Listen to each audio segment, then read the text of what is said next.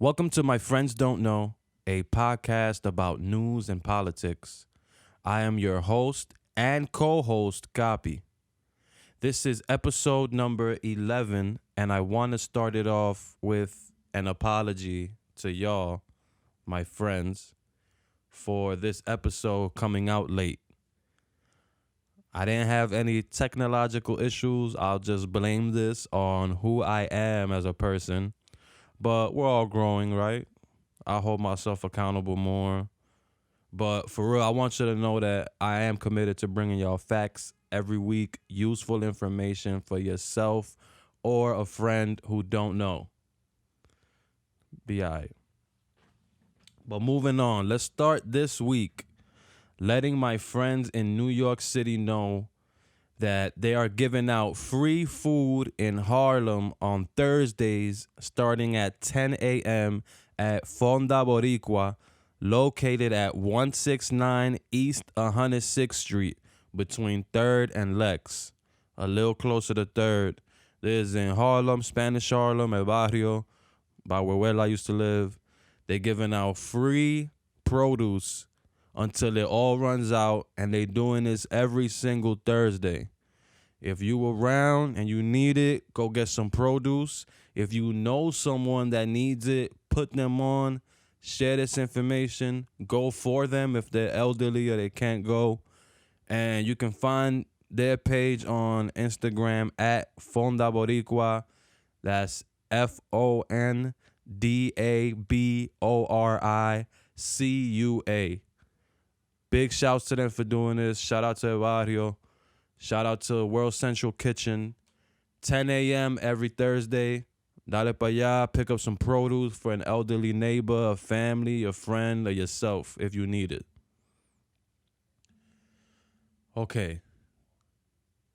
George Floyd. Rest in peace, George Floyd. If you haven't already heard, George Floyd was murdered by 4 now fired Wisconsin police officers. How did this all happen? A deli worker called the police because they thought George, or whoever that person was writing a bad check using forged documents. The police stopped a car George was driving because they thought he fit the description. Now, what police spokesman John Elder alleged in a statement was he was ordered to step out from his car. After he got out, he physically resisted officers. Newly released video shows that John Elder is a damn liar and an example of trying to hide behind a badge. The video from CCTV camera footage shows that after the officers stopped the car, they ain't even let him step out of the car. 2 police officers grabbed him and forcibly removed him out of his vehicle.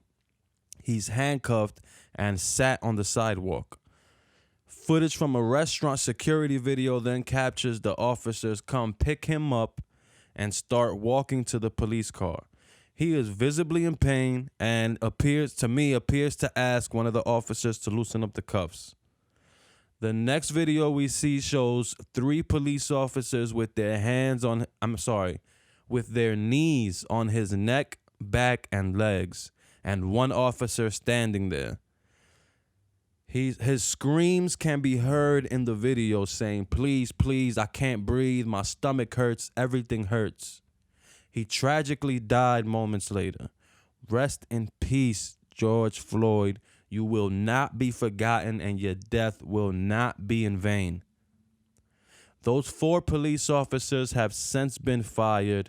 A very, very stark comparison to the Eric Garner case, where it took New York City, 6 years and investigations, only for them to fire 1 of the murderers that killed Eric Garner.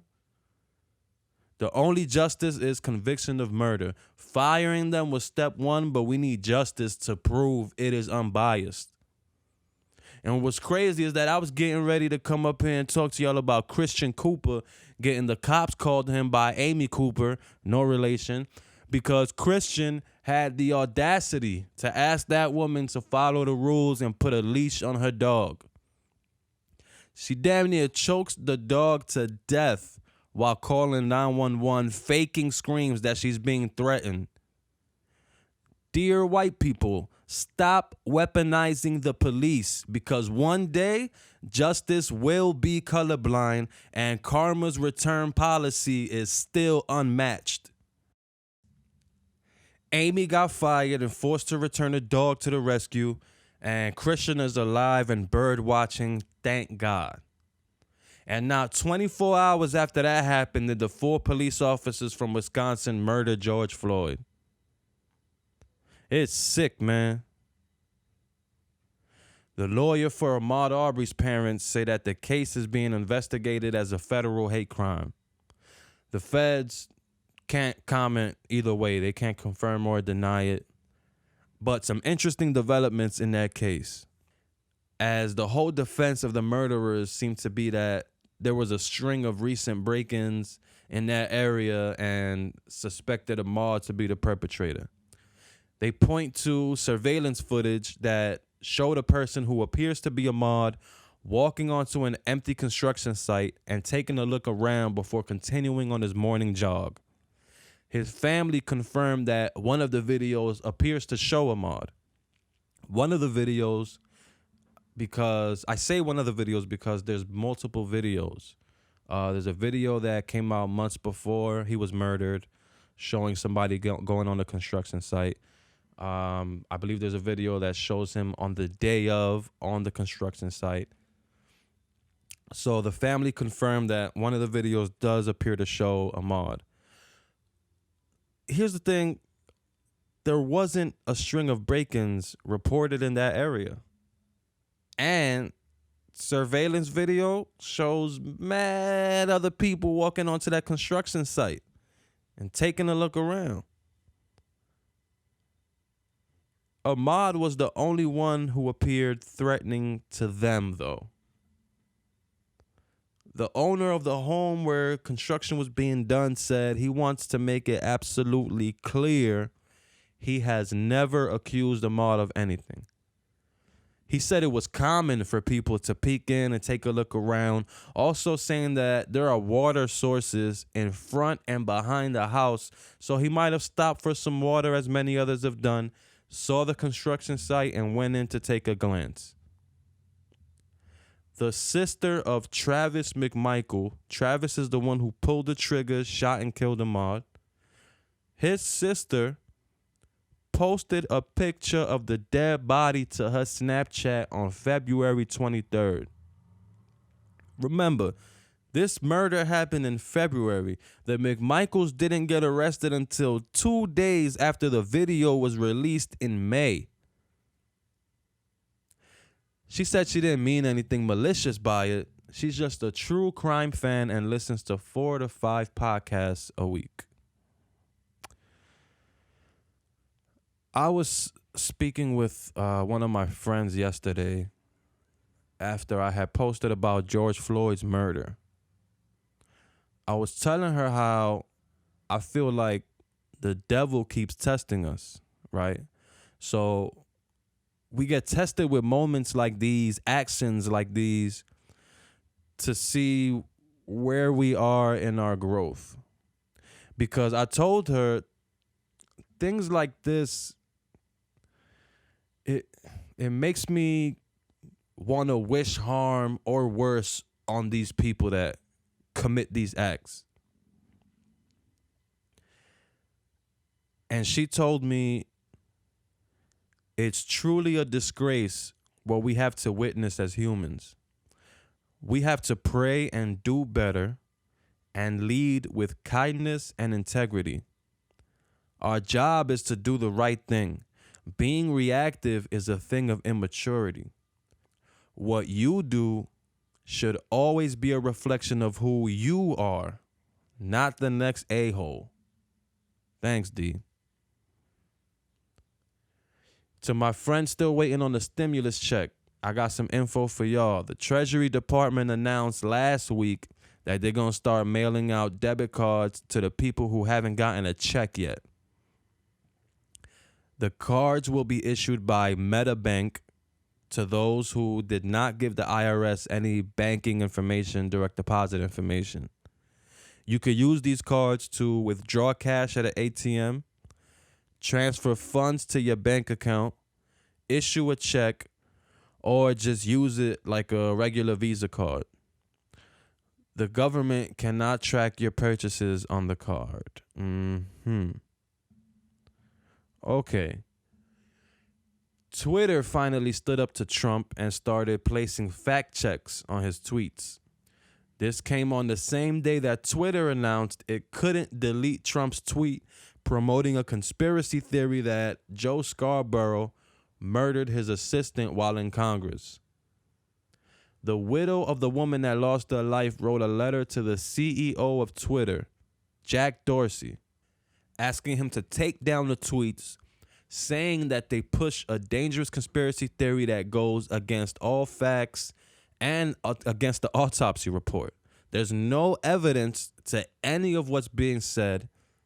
And if anyone else were to have said what Trump said, Twitter would either remove the post or the account altogether. But the CEO of Twitter said he couldn't do that. Sorry. So it was a huge shock to see that they added fact checking to Trump's tweets about mail-in ballots, given their history of not wanting to, I guess, hold him accountable for anything that he says on their platform. Trump said that mail-in ballots would lead to voter fraud and cheating in the election. Not like when Republicans change district lines to waste votes and make it harder for certain communities to go vote and gerrymandering. But he says that anyone can get a ballot and vote with mail-in ballots. That is about as true as when he said that anyone who wants a test can get a test for corona. You want facts? Mail-in ballots are common and secure. What he was crying about was some states sending out applications in the mail for mail-in ballots, but only in Democratic states. Republican states like Georgia, he praises that. Trump himself even cast a vote by mail, and that's how the military overseas cast their vote. The result of Twitter fact-checking Trump is Trump now threatening to take down social media companies that stifle his freedom of speech and First Amendment. It would probably be smart for someone in his administration or campaign to point out that the First Amendment says that the government can't limit your right to free speech. Twitter is not the government. No matter how many times he tries to write policy in a tweet, Twitter isn't the government. Might want to point that out to your boy. Friends, again, sorry for the late episode, but I am excited to announce some upgrades, changes in the upcoming episodes. And soon we'll be releasing video episodes as well as audio. We finalizing the logistics and all that, you know what I mean? Again, reminder, free food in Harlem on Thursdays starting at 10 a.m. And this is at Fonda Boricua. The address 169 East 106th Street between 3rd and Lex, a little closer to 3rd. Harlem, Spanish Harlem, El Barrio, by where I used to live. Y'all know where that is.